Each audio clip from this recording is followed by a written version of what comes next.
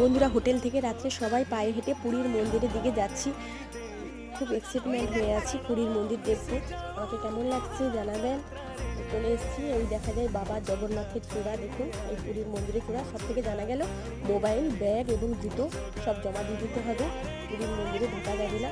ঢুকছে বন্ধুরা, এই বেরিয়ে পড়েছি। পিছনে দেখুন পুরীর মন্দির থেকে দেখে বেরিয়ে পড়েছি। পিছনে উদ্যানে হিয়া বসে আছে, ছোট্ট হিয়া বসে আছে ওখানে। আমি কিছুটা সেলফি তুলছি। সেলফি তুলতে বলছি আমাকে কেমন লাগছে জানাবেন। কালো শাড়ি লাল ব্লাউজ পরেছি, কেমন লাগছে আমাকে জানাবেন কমেন্ট করে।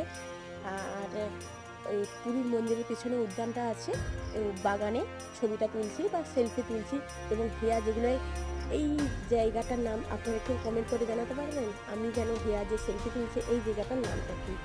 এবং খুবই খুবই আনন্দের বিষয়, এতদিন পরে উঠকে দেখলাম। উঠকে দেখে আমার খুবই ভালো লাগছে। দেখুন